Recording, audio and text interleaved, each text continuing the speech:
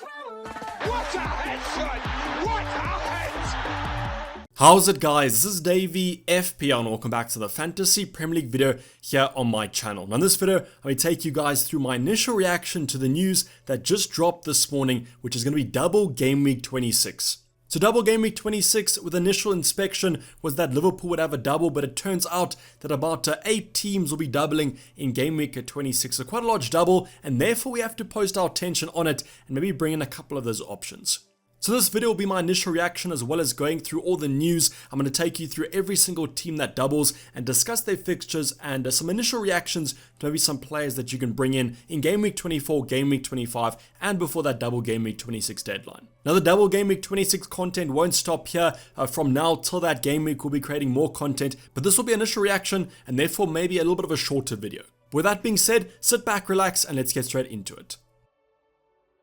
So the first talking point I want to go over is going to be about blank game week 27. I know what you're probably saying, Davey, this video is meant to be about double game week 26, the exciting double game week. Why are you bringing up blank game weeks in this video? But I just want to give you guys some context and just take a step back and give you guys the short-term game week schedule just to give you guys some more clarity. So the reason I want to talk about blank game week 27 is that two teams that are quite popular in double game week 26 actually blank the game week after. And that's going to be Liverpool and then Arsenal. And the reason I want to talk about this blank game week is that I think a lot of managers will bring in the Liverpool assets. If they don't already have a triple up, will definitely get that triple up with probably Jota, Salah, and then Trent, maybe even Robbo on a wild card or a free transfer. Then also those Arsenal assets. Now the upcoming game week 26 doubles for these two respective teams are really good, and that's why I can understand the want to get them in. But just make sure you have a backup plan for blank game week 27, whether it be using a chip or not.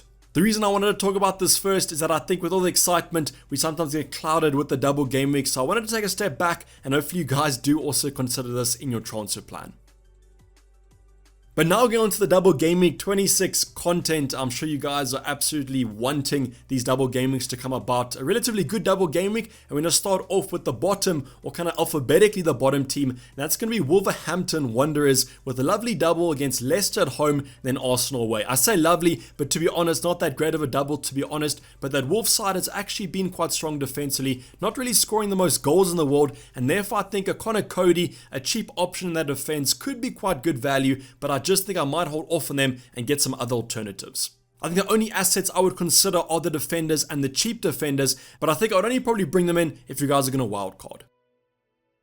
The next team is going to be Watford, who yet again have a double game week. Thinking about taking Emmanuel Dennis out, taking Josh King out, but now I'm roped straight back into the Watford assets as they have another double game week in double game week 26, and they face Aston Villa away and Crystal Palace at home. Now it's quite hard to judge Watford because in game week 23, the double game week that has not actually concluded yet, that game against Burnley coming up on Saturday. So maybe against Burnley, hopefully they look a little bit better because I have doubled up in my own personal team. But against Aston Villa and Crystal Palace, relatively fine fixtures here. Not expecting too much in the first game, but maybe against Palace, they could get some returns in that home fixture. The interesting alternative now is that Ben Foster could actually be our double game week player. If you guys do own someone like a Ramsdale, obviously start him. But as a De Gea owner and a Foster owner, I might just punt on going for that Watford defense, even though they are quite bad. I think it's a case of keep, don't bring in, to be honest. I don't think I'll be bringing in any of the Watford attackers. But if you do have a Ben Foster, a Dennis, a King, just keep hold of them and start them at least for the double game week. Now the next team that has a double game week is going to be the Spurs assets. Heung-min Son returning to training. I'm pretty sure he will be a popular transfer in, but I think Mo Salah will definitely prioritize that move, and someone like a Bruno Fernandes, maybe even a KDB, even if they don't double, those moves might look slightly better, because to be honest, the Spurs double game week is more of a single game week for me because they do face Man City away. Man City away is 100% the worst fixture to have in the Prem at the moment, and I don't think that Spurs have the capacity to do much in this fixture, and that's why I think you only look at the Burnley game in game week 26. But that Burnley away game might be a good enough game on its own. I mean, historically, I think Spurs have been quite strong against Burnley, especially a Harry Kane. However, he's too expensive for my liking, and I think we'll definitely prioritize those Liverpool assets, and I don't think many people have those transfers. Unless you guys want to free it or wildcard, then maybe you could consider these assets. But I personally will be avoiding the Spurs assets. I just think there might be some rotation from a defensive point of view, and from an attacking point of view, they're too expensive, and their outputs haven't been too great. Leeds, another side, unfortunately, that haven't been that great this season, and their double game week 26 fixtures against United at home, then Liverpool away, are not too great at all. Now, I do think that Leeds have the potential to score in both of these two fixtures. I think a Rafinha could be an adequate asset. I just don't know if I'd be using a transfer on him with this double game week. In terms of the defense, definitely wouldn't go there. I think most FPL managers have avoided that defense. Maybe a Meslier if you want to go super maverick, but I just think Leeds haven't shown enough this season to make me really want to buy their players, except for maybe an exception of Rafinha. But in terms of prioritizing moves, I don't think Leeds are up there unless you want a wild card and prefer the Leeds fixtures over the long term. I think there are better fixtures coming up in double game week 26.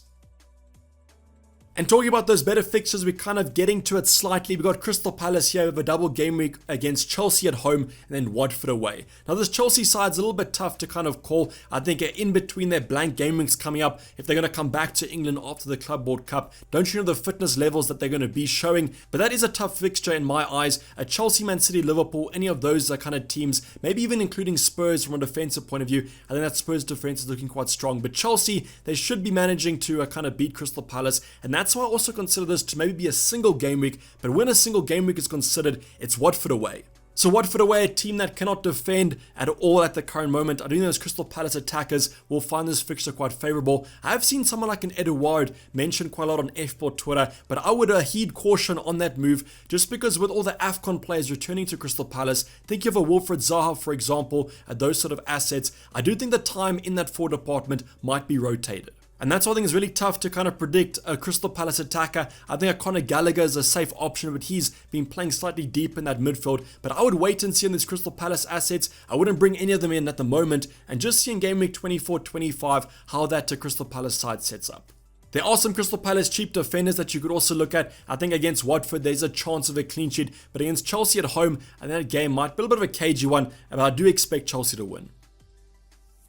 We then move on to Burnley, a side that has so many games to be kind of rearranged. I think it's about 4, but now 3 after this double game week 26 was announced. But their double game week is against Brighton away, then also Spurs at home. Now, I can't really recommend going for any of the Burnley attackers or defenders, to be honest. I actually think Brighton and Spurs is a pretty bad double game week, to be honest. I think both these two sides are quite strong defensively. And from a Burnley defense, I can't expect them to get too many clean sheets from now to the end of the season. So Burnley assets is a void for me. I've seen a Cornet and the new Burnley striker being mentioned, but I still think that's a wait and see for me. And I would only bring them in when the Burnley fixtures get slightly easier.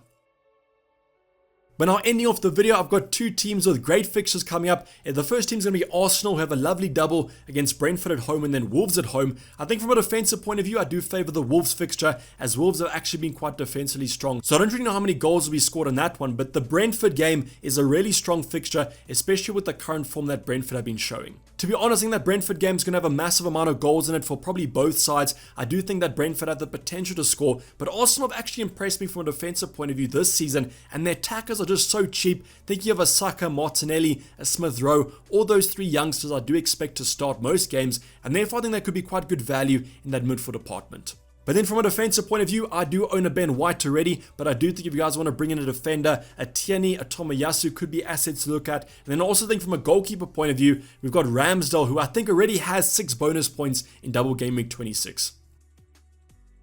But then finally, definitely the team with the best fixtures and a popular team, to be honest. I think a triple captain Mo Salah is almost looking locked in from my point of view. But we've got Liverpool taking on Norwich at home and then Leeds at home. Now honestly guys, I cannot think in my FPL playing history a double game week that has had 2 great fixtures like this on paper. Not only are they easier opposition, but both of these fixtures are being played at Anfield, and I think that'll just provide that extra edge into nudging me to the triple captain on probably Mo Salah. Now the only thing, as we mentioned, with this whole double game week 26 is that this double game week, or the Leeds fixture, actually happens 4 days before the Carabao Cup final against Chelsea, and therefore there might be some rotation as you are expecting Jurgen Klopp to play a full strength side in that Carabao Cup final.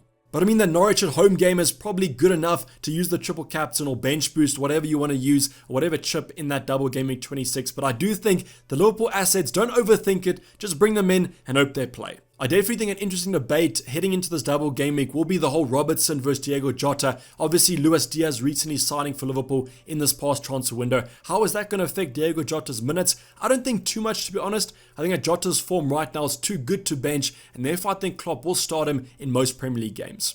The title clash is also super close between Liverpool and Man City, and I do think Liverpool have to be absolutely perfect to win the title this season, and therefore I think Liverpool will play a strong side no matter what opposition in the Prem. But let me know in the comments down below, besides Liverpool obviously, which team do you think has the best fixtures, maybe besides Arsenal as well, because I think these two definitely have the best fixtures, but what is a side, maybe a differential that you're targeting heading into that double game week 26 deadline? Now the last talking point to go over, I wanted to just touch on chip strategy. Unfortunately today I have been working the whole day, so I haven't really been able to look at my own squad, plan a chip strategy video, but I do think that's okay because I would recommend only looking at your chip strategy after the FA Cup games this weekend. So after the conclusion of the FA Cup games and the FA Cup next round draw, I think we'll get a good indication of what teams we can kind of predict to blank in the upcoming game weeks, and therefore that should make your chip strategy planning slightly easier. I mentioned earlier on with the double game week 26 that I'm leaning towards the triple captain just because I don't want to overthink it. We've got the best option to triple captain Mo Salah, and that opportunity does not come around too often. But I think the biggest kind of talking point about the chip strategy is whether to wildcard now or later on. I do think there's a case for wildcarding now if your team needs it. What I always say is go look at your team, make a wildcard draft and see how many players you would actually change out. And if it's about 8 or 7 players or more, I would recommend maybe considering using the wildcard. The free hit is another chip that I've seen thrown around. Fortunately for my own side, I only have one free hit left, and therefore I probably will save it for the blank coming up in about game week 30. But if you guys do have both free hits, I can understand the appeal of either using it in blank game week 27 with those Arsenal and Liverpool assets, or using it action double game week 26. But let me know in the comments down below as well, if you've planned your chip strategy out. I'm pretty sure you guys would have done more planning than myself today. Let me know in the comments down below. Always interesting to see what you guys are kind of planning. But this is basically wrap up the video, guys. Hopefully you did enjoy it. Please don't forget to like it if you did, and subscribe if you have not subscribed yet. Tons of videos coming up before that game week 24 deadline. Also remember that there is still game week 23 action happening with Burnley taking on Watford on Saturday evening. But I'm signing off with me, Dayvy FPL, and I'm out. Cheers, bye.